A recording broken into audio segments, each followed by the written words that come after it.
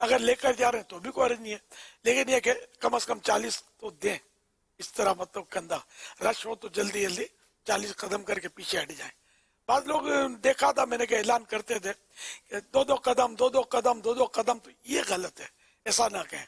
پھر کرنا یہ اعلان تو 10 قدم 10 قدم، ہر کندھے پر 10 قدم، یہ اعلان کریں۔ بعض اوقات دھکم پیل لوگ کرتے ہیں، بیچارہ کو اٹھاتا ہے اس کو دھکا مار کے ہٹا دیتے ہیں، کوئی وی آئی پی ہوتا ہے اس کو جلدی ہٹو ہٹو کر کے جگہ بنا دیتے ہوں گے، تو یہ بھی نہیں ٹھیک۔ کوئی کمزور ہے، بزرگ ہے، جو علماء ہیں، مشائخ ہیں، ان کے احترام میں اگر کوئی کیا، جبکہ کسی کی دل آزاری نہیں ہو رہی، حق تلفی نہیں ہو رہی، کسی کے کندھے سے چھینا نہیں جا رہا، تو وہ ٹھیک ہے۔ لیکن بہرحال احتیاط اسی میں ہے کہ جو بیچارے لائن میں لگے ہوئے ہیں نا، وہی مطلب انہی کی باری آنی چاہیے، سمجھ میں یہی آتا ہے، ورنہ دوسروں کو دل دکھے گا۔ اب کسی کو نہیں پتا نا کہ حضرت علامہ صاحب ہیں جن کے لیے آپ نے جگہ بنا دی ہے، سب کو مطلب ہے کہ ہر ایک کا ایک دوسرے کا خیال رکھنا چاہیے، محبت بڑھے، ایسا انداز کریں، نفرتیں نہ ہوں پیدا دلوں میں۔ بہت بوڑھا آدمی ہوتا نا، بوڑھا ہے، کوئی بزرگ ہے، اس طرح اس کو لوگ اگر جگہ دے دیں نا تو وہ سمجھ میں آتا ہے کہ یہ بیچارہ بزرگ ہے، یہ بھیڑ میں یہ دھکے نہیں کھا سکتا، اس کو کندھے کی سعادت دلوائی جا رہی ہے، تو اس میں کوئی حرج لگتا نہیں ہے۔ واللہ تعالی اعلم ورسولہ اعلم عز وجل، صلی اللہ تعالی علیہ وآلہ وسلم، صلو علی الحبیب صلی اللہ علی محمد۔ اللہم بارک لنا فی رجب و شعبان وبلغنا رمضان صلی اللہ علیہ وسلم۔ ایس ایم ایس کے ذریعے ہمارے پاس سوال ہے کہ کسی کا نام نور احمد ہے، اس کو نورا کہنا کیسا؟ نام نہیں بگاڑنا چاہیے، نورا کہہ کر مطلب ظاہر ہے وہ جو ایک اچھا لفظ ہے نور، جو قرآن کریم میں بھی ہے، اس کو نور کو نورا کہنا نہیں، صحیح نہیں ہے، نام نہ بگاڑے جائیں۔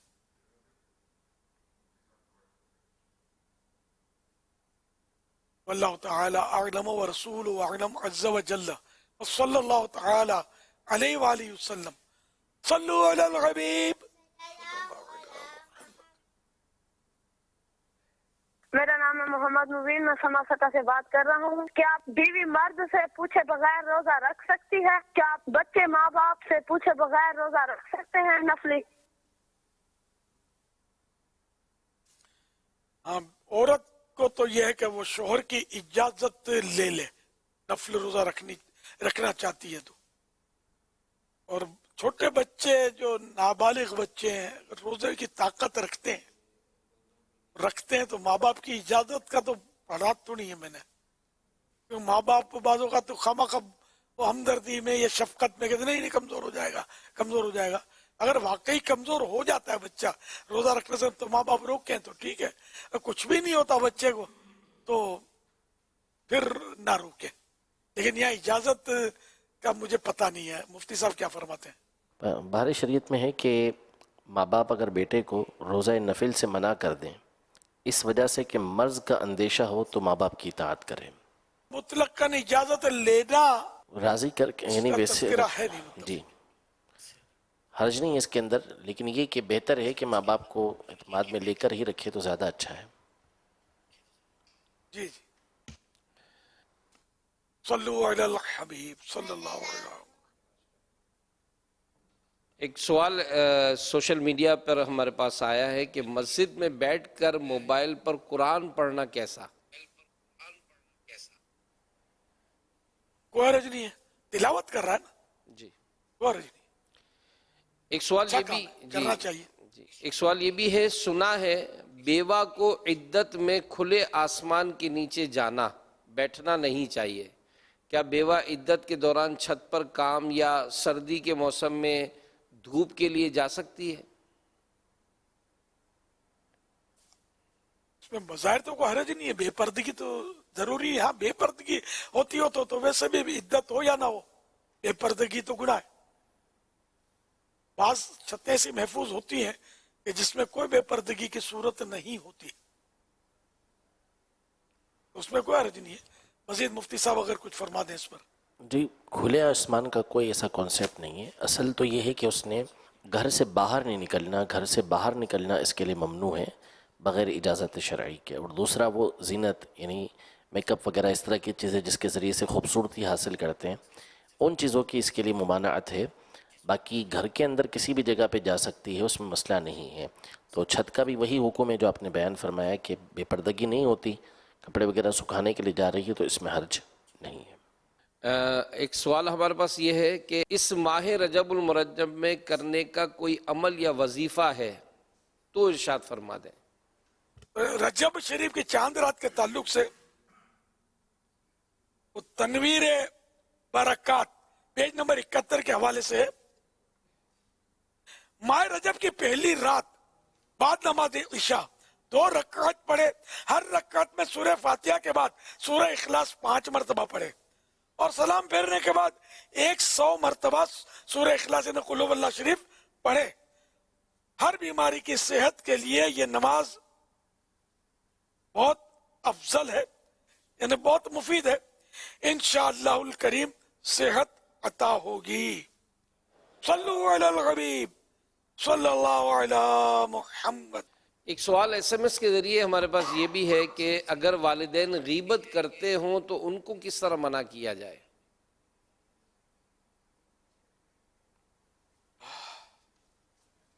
اب یہ کہ اگر ظن غالب آتا ہے اور آپ کو سمجھانا آتا ہے تب تو واجب ہو جائے گا کہ ان کو سمجھائیں, اور یہ سمجھ بھی پڑتی ہو کہ یہ ہے واقعی غیبت, اب تو سمجھانا ضروری ہے. نہیں سمجھائیں گے تو گناہ گار ہوں گے.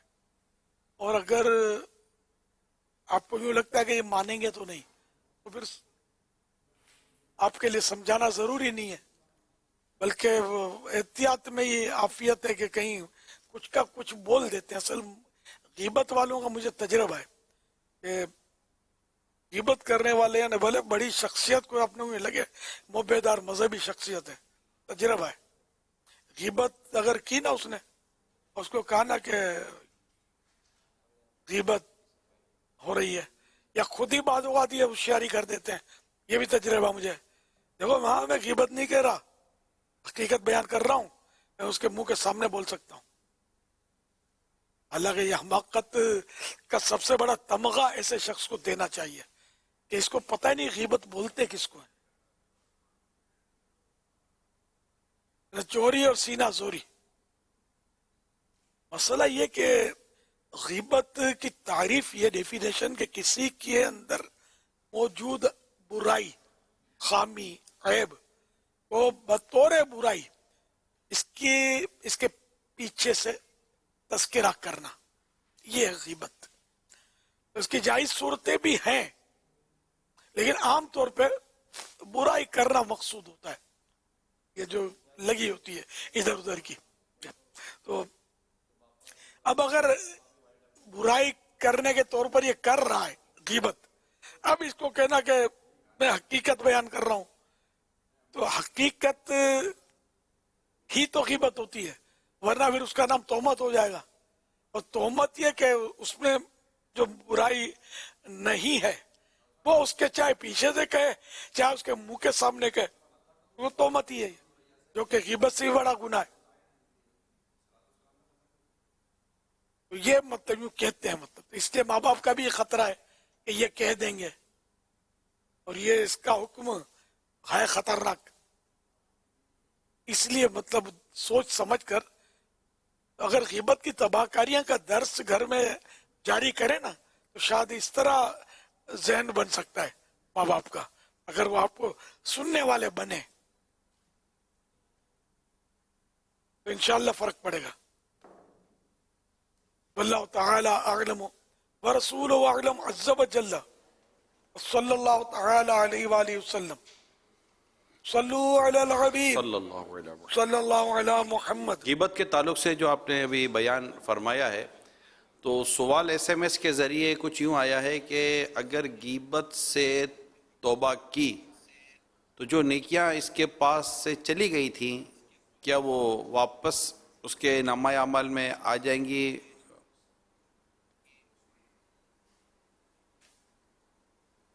اللہ بہتر جانے. اصل وہ غیبت کرنے والا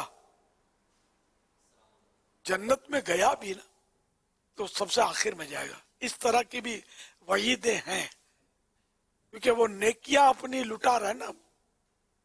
پیسے دینے میں تو اصل یعنی کہ پیسے دینے میں تو ہاتھ تنگ ہے اس کا, نہیں دیتا, دل تنگ ہے. نیکیاں دینے میں دلیر ہے. جبھی تک بزرگ نے وہ ٹون کیا نا طنز کا, وہ غیبت کی تباہ کرنے میں لکھا ہے کہ میں مطلب اگر کسی کو نیکیاں دینی ہے تو میں اور کسی کو دوں, کیوں دوں؟ میری ماں کو نہ دوں. میں غیبت ہی کر رہی ہوں تو میری اپنی ماں کی کروں نا تاکہ میری نیکیاں اس کو تحفے میں ملے. تم کو کیوں دوں, کسی اور کو کیوں دوں؟ یہ چوٹ کرنے کے لیے فرمایا کہ غیبت سے نیکیاں چلی جاتی ہیں. اب یہ توبہ کرنے سے واپس آتی ہیں یا نہیں یہ میں نے پڑھا نہیں ہے, یا پڑھا تو یاد نہیں ہے. عموماً غیبت سے بچنے اللہ تعالی کی اعلم. سوچ بن بھی جاتی ہے, لیکن جب ہمیں پتہ چلتا ہے کہ کوئی شخص میری برائی بیان کر رہا ہے, مجھے بدنام کر رہا ہے, یا میرے بارے میں کوئی کمزور باتیں کر رہا ہے, یا مجھے رسوا کر رہا ہے, اس طرح کی اگر کسی کے بارے میں کوئی بات آتی ہے تو پھر جیسے کہ ایسا لگتا ہے کہ برداشت نہیں ہوتا, اور ہمیں بھی اگر اس کی کوئی کمزور بات, بری بات, عیب والی بات اگر پتہ ہو تب مطلب کہ ہم سے وہ بات بیان ہو جاتی ہے کہ نہیں, جب یہ میری عزت کی پرواہ نہیں کرتا تو میں اس کی عزت کی پرواہ کیوں کروں؟ اگر اس نے ٹھان لی ہے میری برائی کرنے کے چھوڑوں گا تو میں بھی اس کو نہیں, میں بھی ابھی اس کو مارکیٹ پہ لاتا ہوں نا. تو اگر اس طرح کی جو کیفیت جب پیدا ہو جاتی ہے تو ایسے میں خود کو کیسے ہم بچانے اور روکنے میں کامیاب ہو جائیں کہ مجھے کم از کم یہ کام نہیں کرنا چاہیے؟ نہیں, یہ اچھی سوچ نہیں ہے. اگر کوئی غیبت کر رہا ہے ہماری تو ہم مطلب یعنی کہ یوں بھی تو دل کو اپنے دارس دے سکتے ہیں کہ یار بیٹھے بیٹھائے نیکیاں آ رہی ہیں, جمع کرتا جا, رکھتا جا. جیسے حضرت سیدنا حسن بصری رحمت اللہ علیہ جن کی آج جن کا یوم شب عرس ہے آج, حضرت امام حسن بصری رحمت اللہ علیہ یہ بڑے زبردست تابعی بزرگ ہوئے. 130 صحابہ کرام علیہم الرضوان سے انہوں نے ملاقات کا شرف حاصل کیا ہے. اور ان کا نام پتہ ہے کس نے رکھا ہے؟ ان کا نام حضرت عمر فاروق اعظم رضی اللہ عنہ نے حسن رکھا ہے. اتنے بڑے یہ مرتبے والے تابع بزرگ ہیں. آج ان کی شب عرس پہلی رجب کی رات. بہت نیک اور خوف خدا والے بزرگ تھے. اور ان کو کسی نے آ کر عرض کیا کہ حضور فلاں نے آپ کی غیبت کی, تو آپ نے اصلاح کا اتنا پیارا طریقہ نکالا. آپ نے فرمایا اچھا مجھے نیکیاں تحفے میں بھیجی ہیں, اوہو یہ لو کھجور کا تھال ان کو دیا, اس کو جا کر دے دو کہ حسن بصری نے تمہیں بھیجا ہے کہ تم نے ان کو نیکیاں تحفے میں کی, تو یہ چھوٹا سا تحفہ میری طرف سے بھی قبول کر لو. کیسا اصلاح کا انداز ہے. میرا خیال ہے کبھی اس نے خواب میں بھی غیبت پھر کسی کی نہیں کی ہوگی, اتنی سمجھ پڑی ہوگی اس کو. تو یہ ہمارے لیے سمجھنے کے طریقے ہی ہے کہ اگر کوئی غیبت کرے تو اپنے آپ کو اللہ کرے کہ ہم کنٹرول کرنے میں کامیاب ہو جائیں. یہ کہ ان کی نیکیاں آ رہی ہیں تحفے میں, ٹھیک ہے آنے دو. اپنے نیکیوں کے تعلق صلو علی سے الحبیب صلی اللہ تعالی علی صلی اللہ علی محمد. نیکیوں کے تعلق سے جو آپ نے بات کی تو وہی آپ نے غیبت کی تباہ کاریاں جو کتاب ہے اس میں ایک اس طرح کی بات بھی لکھی ہے کہ کسی نے کسی کو کہا کہ آپ نے میری اس طرح برائی کی, آپ نے اس طرح میری غیبت کی ہے, تو انہوں نے کہا کہ اب آپ کا مقام اتنا بھی بڑا نہیں ہے کہ میں اپنی نیکیاں آپ کی طرف بڑھا دوں. کیا بات ہے, کیا بات ہے. سوال یہ آیا ہے کہ میرے شوہر دوسروں سے پیسے لے کر اپنے دوستوں کی, اپنے بہنوں کی مدد کرتے ہیں, اور اسی طرح دوسرے لوگوں کی بھی مدد جب ان کو کرنی ہوتی ہے تو یہ کسی اور سے پیسے لیتے ہیں اور یہ مدد کرتے ہیں. تو کیا کسی اور سے پیسے لے کر کسی اور کی مدد کرنا درست ہوگا. اور جب یہ کسی کی مدد کرتے تو وہ یہ نہیں کہتے کہ فلاں نے پیسے دیے ہیں, وہ اپنے طور پر مطلب کہ پیسے دے رہے ہوتے ہیں. تو میں یہ کہتی ہیں کہ میری اور میرے شوہر کے درمیان اس حوالے سے تلخی رہتی ہے, اور ہم تھوڑا مطلب آپس میں نا اتفاقی ہو جاتی ہے کہ یہ کسی اور سے پیسے لے کے دوسروں کی مدد کیوں کرتے ہیں. تو ایسے شوہر کے بارے میں آپ کیا فرماتے ہیں, اور ایسی بیوی کے بارے میں آپ کیا فرماتے ہیں جنہیں بڑی اس سے تکلیف ہو رہی ہے؟ اب اگر FGRF جیسے ہے ہمارا شعبہ, وہ بھی نہیں کہتا کہ ہم نے دوسرے سے لیے پیسے, وہ مدد کر رہا ہے, تو انڈرسٹوڈ ہے کہ بھئی یہ چندے سے کر رہے ہیں, ٹھیک ہے نا. اب انفرادی طور پر کوئی کر رہا ہے مدد, تو اخلاقی طور پر بھی بتا دینا چاہیے کہ بھائی میں اپنے پلے سے نہیں کر رہا, میں نے کسی کے ذریعے آپ کی ترکیب کی ہے. یہ ایک یعنی کہ اخلاقی طریقہ یہی ہے. اچھا, اب اگر یہ تاثر دینا چاہتا ہے کہ میں سخی داتا ہوں اور اپنے پلے سے کر رہا ہوں, تب تو ظاہر ہے کہ یہ دھوکہ دے رہا ہے لوگوں کو, گناہگار بھی ہو رہا ہے جبکہ یہ تاثر دے رہا ہے. ریا بھی کیسا, ایک تو وہ نیکی کرے اور اس پہ ریا, یا تو نیکی تو یہ مطلب اس کا یہ سخاوت تو اس کی ہے ہی نہیں نا, اس کی ریا, تو یہ ریا سے بھی خطرناک عجیب و غریب ریا ہے. تو بہرحال اگر ایسا ہے تو نہ کرے. اچھا, اب رہی بیوی کا کڑنا, اور وہ کڑن کی حالت یہ کہ یہاں بھی پیغام دے دیا مدنی چینل پر, تو یہ پتہ نہیں شوہر اس کا مقابلہ کر سکے نہ کر سکے, خدا بہتر جانے. یہ دیکھ لے ذرا زوجہ محترمہ کہ یہ ضروری نہیں ہے کہ یہ ہر ایک پر اسی طرح کا یہ شو کرتے ہوں کہ یہ میں ہی کر رہا ہوں. کچھ بھی نہیں بولتے, یہ وہ کسی کی مدد کر دیتے ہیں, تو پھر اپنے کو کیوں کیا تکلیف ہے؟ یہ بول تو نہیں رہے کہ میں تمہاری مدد کر رہا ہوں. مدد کرے تو آدمی نہیں بولتا ہے, بعضوں کا توجہ نہیں ہوتی یا نہیں بولتا, مدد کر دیتا ہے, ہوتا کسی اور کا پیسہ ہے. اس میں اپنے کو مطلب دل بڑا رکھنا چاہیے. اور ہم اس بات کے مکلف تو نہیں ہے نا کہ لڑائی جھگڑے کر کے کسی کو رائے راست پر لائیں اگر وہ غلط کر بھی رہا ہے. اگر سمجھانا آتا ہے, یہ بار بار مجھے کہنا پڑتا ہے, سمجھانا آتا ہے تو سمجھانا آتا نہیں ہے. انداز مبلغانہ ہو, ناصحانہ ہو, حکیمانہ ہو تو سامنے والا سمجھے گا. جارحانہ انداز ہوگا نا, جیسے آج کل ہمارے یہاں جارحانہ انداز, وہ تو ڈانٹنے والا جھاڑنے والا یہ انداز ہوتا ہے, تو اس سے آدمی نہیں سمجھتا, ضد پیدا ہوتی ہے عام طور پہ. تو اگر شوہر غلط کر بھی رہا ہے تو کیا شوہر نے نماز چھوڑی تو اس پر کبھی آپ کی لڑائی ہوئی؟ کبھی بھی نہیں ہوئی. آپ خود پڑھتی ہیں, یہ بھی دیکھ لیں.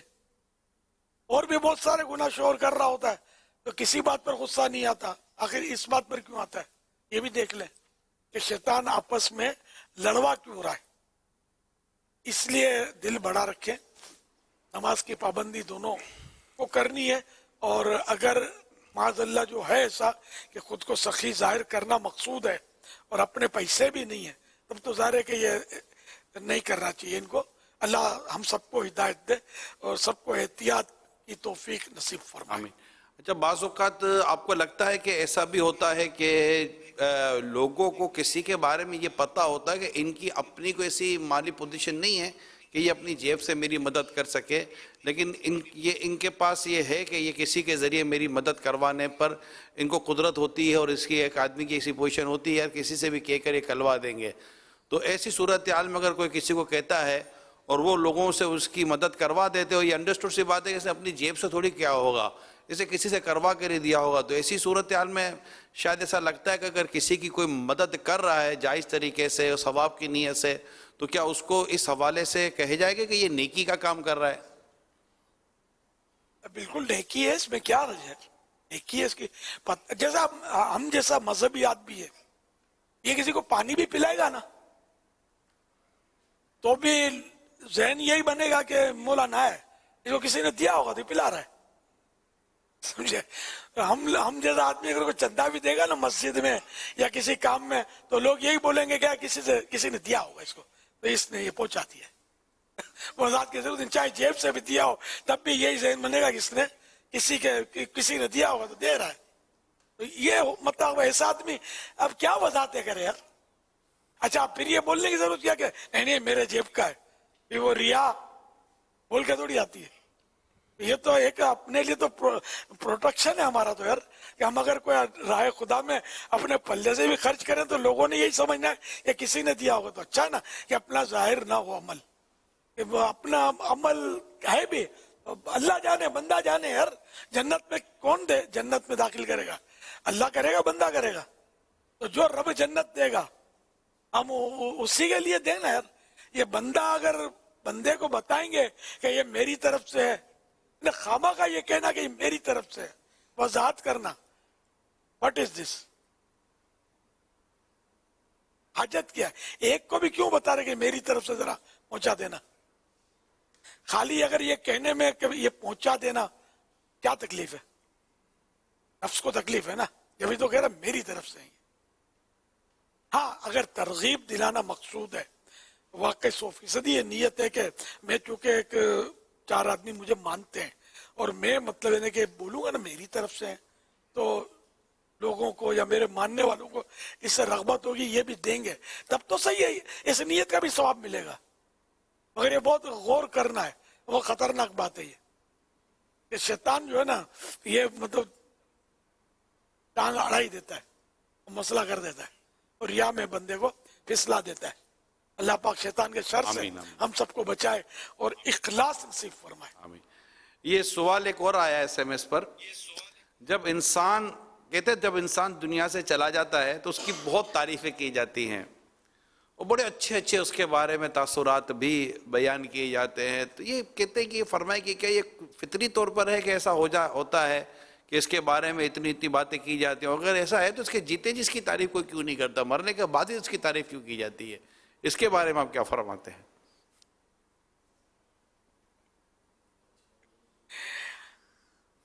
झूठ तो झूठ ही है, चाहे जीते जी करे चाहे मरने के बाद करे। आपने सुना होगा नोहा, नोहा यानी बैन, ये मैयत पर जो नोहा किया जाता है ना, तो इसकी तारीफ ये कि मैयत पर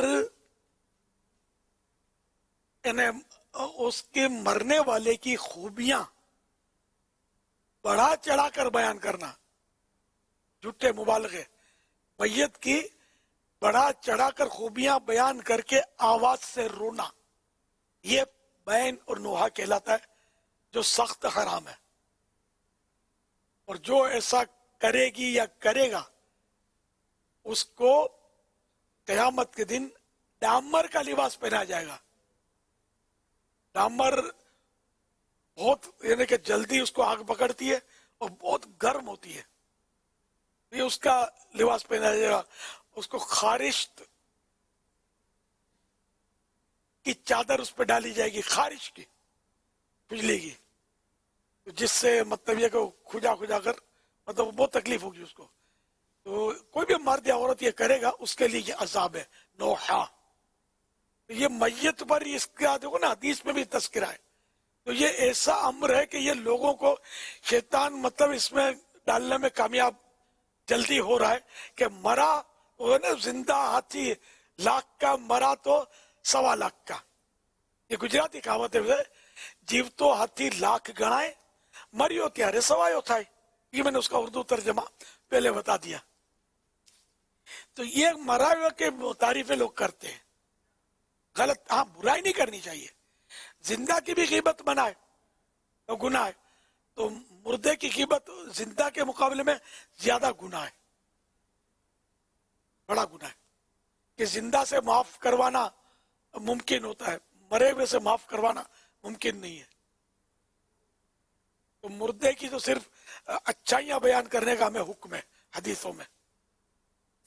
तो बहरहाल ये होता है कि वो हंसता था तो मोती झड़ते थे, बात करता था तो फूल खिलते थे, और अखलाक तो ऐसे कि वाह वाह सुभान अल्लाह, गरीबों की तो ऐसी हमदर्दी के क्या कहने।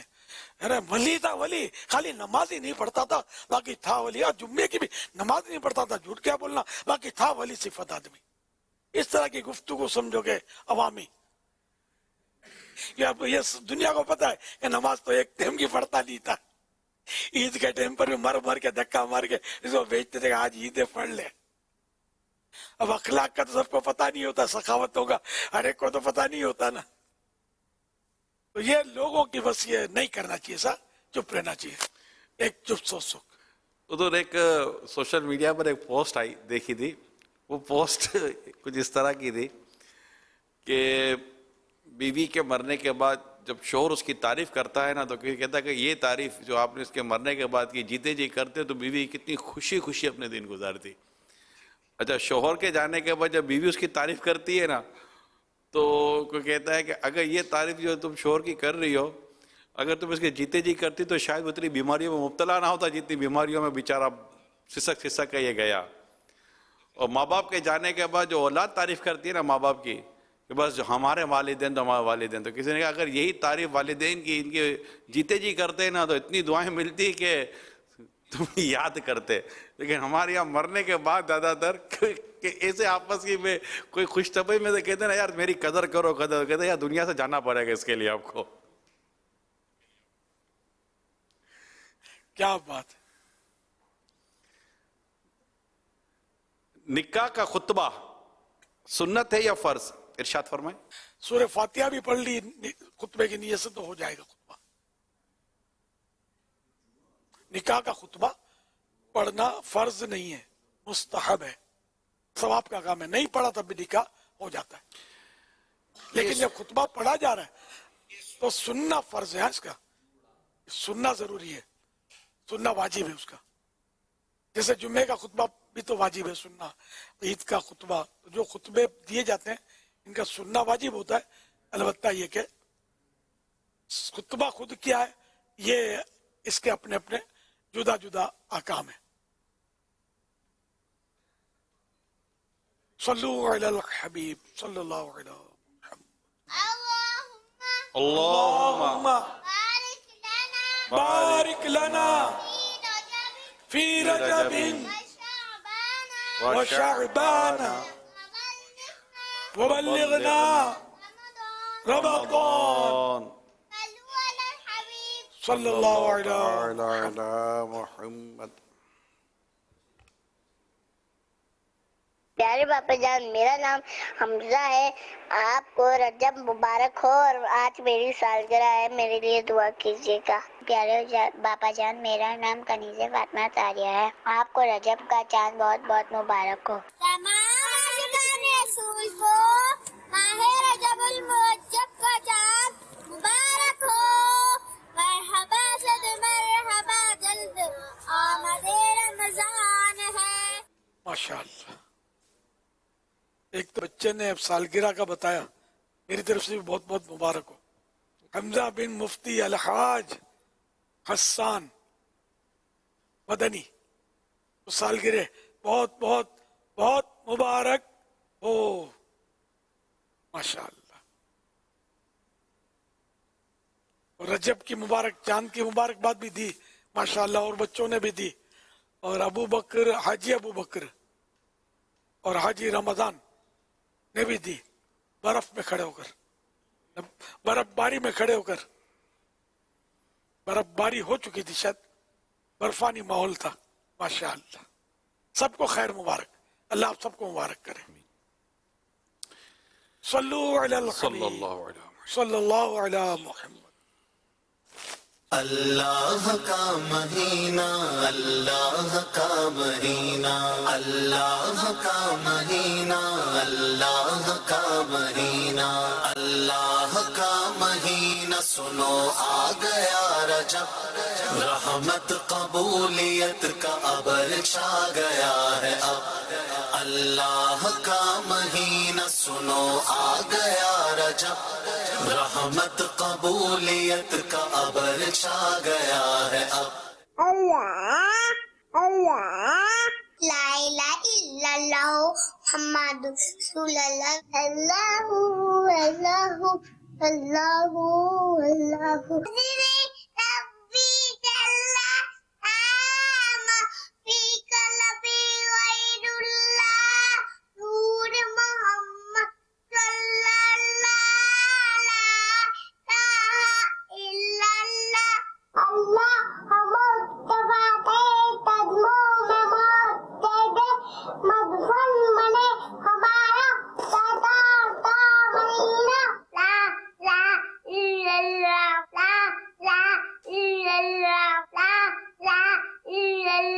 یا سیدی آپ کی بارگاہ میں یہ سوال ہے کہ جب لوگ مر جائیں گے تو پھر ایک بندہ رہ جائے گا تو پھر اس کو کون دفن کرے گا؟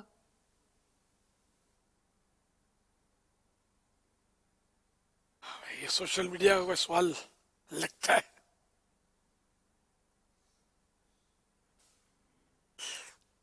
ہاں